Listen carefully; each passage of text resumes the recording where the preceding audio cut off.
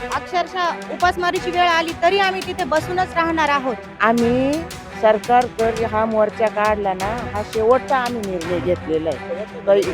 शेवटचा म्हणजे आम्ही इथून पुढे मोर्चा काढणार नाही. आम्ही 7-12 घेतल्याशिवाय मागं फिरणार नाही. मग चालणार. मला जर माझ्या हक्काची जमीन मिळवायची तर मला जावं लागेल. डायरेक्ट त्याच्या अंगावर जाऊ आम्ही. का बरं तू फसू राहिला आम्हाला?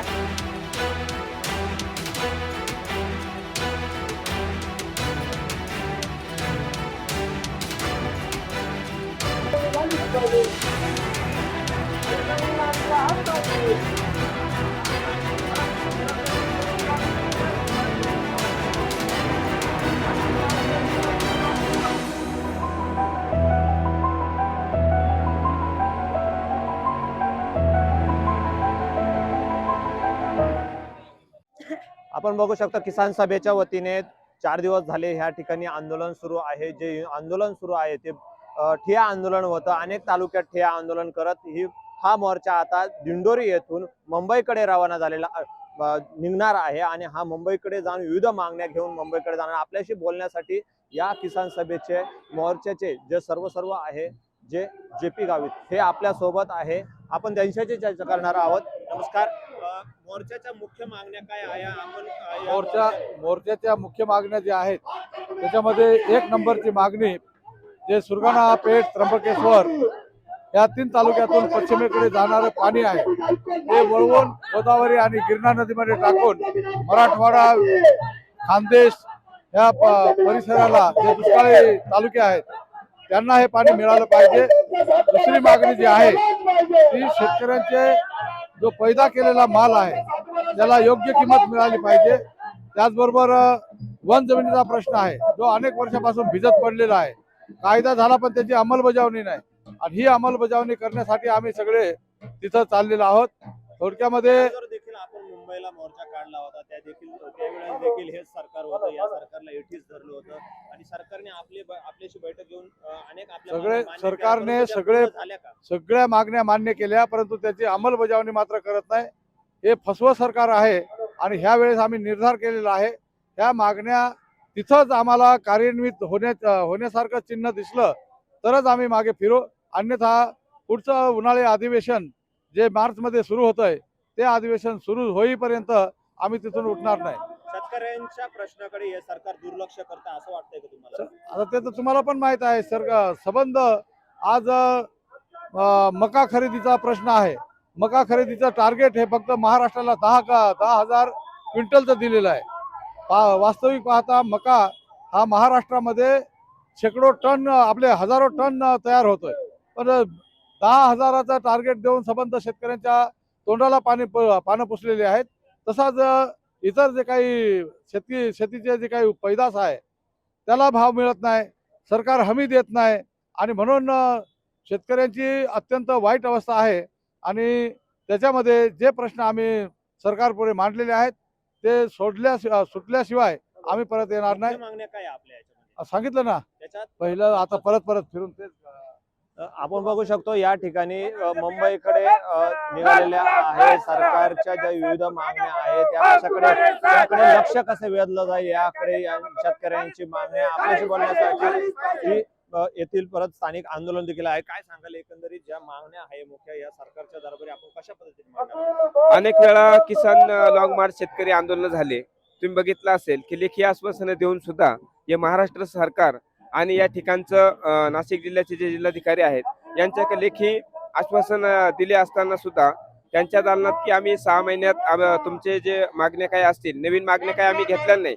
वनाधिकार कायद्याच्या ह्या नियमित मागण्या आहेत आणि त्या मागण्याच्या संदर्भात लेखी आश्वासन देऊन सुद्धा 6 महिने 2 वर्षे उलटून गेली तरी इथल्या प्रशासनानं किंवा कुणी दखल घेतलेली नाही आणि कुठल्याही प्रकारचं कोणत्याच प्रश्नाचं अंमलबजावणी झाली नाही. म्हणून यावेळेस जे आंदोलनातील ज्या हा आजचा 7 दिवस या ठिकाणी आम्ही बसलो होतो पण आजपासून आम्ही आता जोपर्यंत आमचे प्रश्न सुटत नाही तोपर्यंत आम्ही पूर्ण मुंबईवरती चालून जाणार. नाशिकला थांबणार नाही कारण 2 वेळा कलेक्टर साहेबांकडे चर्चा झाली पण त्यात कुठल्याही प्रकारचं यश त्या मीटिंग मध्ये आलं नाही, म्हणून कलेक्टर म्हणता हे माझ्या हातातलं नाही, हे मंत्रालयाच्या हातात असल्या कारणाने म्हणून आम्ही पुन्हा मंत्रालयाकडे जाऊ, पण ह्यावेळेस प्रश्न सुटल्याशिवाय किसान सभा माघारी घेणार नाही, किती दिवस लागले तरी. शेतकऱ्यांचे आणि ज्या जमिनी नावावर करून दिला पहिल्या लॉंग मार्चला आम्हाला आश्वासन दिलं होतं, ते आश्वासन पूर्ण केलं नाही. आश्वासन पूर्ण करेल असं वाटतं का तुम्हाला? आता सरकार आश्वासन करील, अशी रस्त्यावर उतरा नाक दाबल्याशिवाय सरकाराचं बी तोंड उघडणार नाही. त्याकरता आम्ही मराठा मोर्चाला जशा अडचणी मुंबईत गेल्यानंतर आपल्याला आल्या तर काय कराल त्याला? आमच्या कम्युनिस्ट पक्षाला नाही अडचण येते. आमच्या कम्युनिस्ट पक्षाला अडचणी येऊ अडचण येणार शकते. नाही. आम्ही जिद्दीनं महिना जावं 2 महिने जावं आम्ही शिधा पाणी किती दिवसाचं? शिधा एक महिन्याचं शिधा पाणी एक महिन्याचं शिधा पाणी घेऊन तयारीला लागेल. आपण शिधा घेऊन आंदोलनाला बसला, मुंबई पर्यंत शिधा पुरेल का आपला? हो, आम्ही मुंबई पर्यंत जाण्यासाठी जितका शिधा पुरेल तो शिधा आम्ही घेतलेला आहे. आणि शिधा जरी नाही पुरला तरी आमचा ठाम निर्धार आहे की आम्ही त्या ठिकाणी आमचं आंदोलन हे पूर्ण केल्याशिवाय परतणार नाही. अक्षरशः उपासमारीची वेळ आली तरी आम्ही तिथे बसूनच राहणार आहोत. आणि शिधा पुरणार नाही असा विषयच नाही. आम्ही कमीत कमी 1 महिना पुरेल इतका शिधा तर आमच्या घरी सोबत घेऊन निघालोच आहोत. मुंबईकडे मराठ्यांचं आंदोलन झालं होतं, त्यावेळेस सरकारने मराठ्यांची कुचंबना केली होती असा मराठ्यांचा आरोप होता. आपली जर अशी कुचंबना करण्यात आली तर काय पर्याय काढाल त्याला? आमची जर अशी कुचंबना काढण्यात आली तर संविधानाच्या बाजूने जे काही आम्हाला हक्क कर्तव्य मिळालेले आहे त्या अनुषंगाने आमचे जे काही वरिष्ठ निर्णय घेतील त्या पद्धतीने हे आंदोलन चालूच राहणार. नाव रंजना रामचंद्र डाबल. काय किती वय आहे तुमचं? आमच्या मागणी तुमचं वय किती आहे? माझं वय 65 वय. 65 आहे. मुंबईकडे चालला आज, 65 वय आहे, हा. चालवेल का तुम्हाला? मग चालणार. मला जर माझ्या हक्काची जमीन मिळवायची तर मला जावं लागल जमिनीसाठी जाणार. जमिनीसाठी. किती जमीन काय करता शेतीमध्ये तुम्ही? शेती वगैरे काय भुईमुग करते, तूर करते, हरभरा करते, उडीद करते, भात करते. शेतीवर उपाययोजना आहे का तुमच्या? हो, मजुरी आम्ही मजुरी करतो. आम्ही जमीन काढलेली, त्या जमिनीचा 7-12 पाहिजे म्हणून आम्ही चाललो. त्याच जमिनीवरती हा. घर चालतं. घर चालतं. ही सरकार ह्या तुमच्या मागण्या ऐकेल का असं वाटतं का? ऐकावंच लागल. आम्ही हा शेवटचा निर्णय काढलेला आहे सरकारकडे. आम्ही सरकारकर हा मोर्चा काढला ना, हा शेवटचा आम्ही निर्णय घेतलेला आहे. शेवटचं म्हणजे नेमकं शेवटचा म्हणजे आम्ही इथून पुढे मोर्चा काढणार नाही. आम्ही 7-12 घेतल्याशिवाय माग फिरणार नाही परत असं येणार आमचं म्हणणं आहे. नक्कीच. हो. आजी काय नाव तुमचं? कुसुम मनोहर वाघमारे. काय सांगाल मुंबईला चालल्या आज सरकार मागण्या मान्य करेल? हा, करायच पाहिजे त्यानं. आम्हाला त्यानं आश्वासन दिलंय. आश्वासन मग दिलं? हा, मग तेव्हा मोर्चाला गेले त्यावेळेस मग आश्वासन दिलंय 3 महिन्यात करीतो म्हण. केलंच नाही त्यानं. नाही म्हणून हा मोर्चा काढला डबल आम्ही. तसंच केलं तर हा? आता तसं तसं आम्ही मग त्याला आम्ही हे करू, डायरेक्ट त्याच्या अंगावर जाऊ आम्ही. का बरं तू फसू राहिला आम्हाला? मग जागच बसून राहू, उठायचं नाही. हा, मागण्या मान्य होईपर्यंत मुंबईतून येणार नाही. तुम्ही ठाम आहात. थांब. शिधा पाणी संपल्यानंतर काय उपाययोजना करण्यात आली जेव्हा? मग खाऊ काही बी, झोळ्या घालू, मागून खाऊ. हा, पण तरी आम्ही मागा हटणार नाही. मागं हा, हटणार नाही. तुमच्या मागण्या मान्य झाल्या? हा, झाल्याच पाहिजे. मोहन राऊत.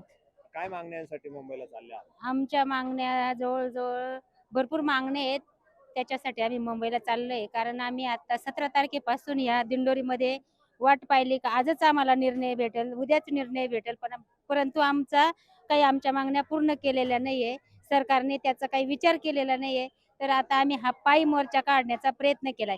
जोपर्यंत आमच्या मागण्या पूर्ण होत नाही तोपर्यंत आम्ही या सरकारच्या दारातून उठणार नाही.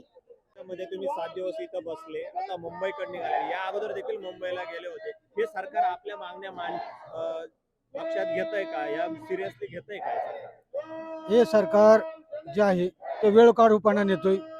कारण ज्या वेळेस मोर्चे जातात, आंदोलन होतंय, त्यावेळेस फक्त आश्वासन देऊन हे सरकार आंदोलनकर्त्यांचं, मोर्चेकऱ्यांचं फक्त सातवण करतंय.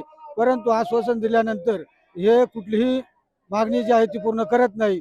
म्हणून हे लबाडाचं सरकार आहे. आता ह्या वेळेस आम्ही निर्धार करून चाललो, जोपर्यंत या मागण्या पूर्णपणे होती नाही तोपर्यंत ते ठिय्या मांडून त्या ठिकाणी बस याला यश येईल असं वाटतं का? सरकार ऐकेल तुमचं? सरकार जरी ऐकत नसेल परंतु जोपर्यंत आम्ही त्या ठिकाणी ठिय्या मांडून बसू आणि त्यांना ह्या मागण्या पूर्ण करणं होती नाही तोपर्यंत त्या ठिकाणी आम्ही बसणारच आहोत. म्हणजे आश्वासन हा विषयच राहणार नाही, आश्वासनावर हे आंदोलन संपणार नाही.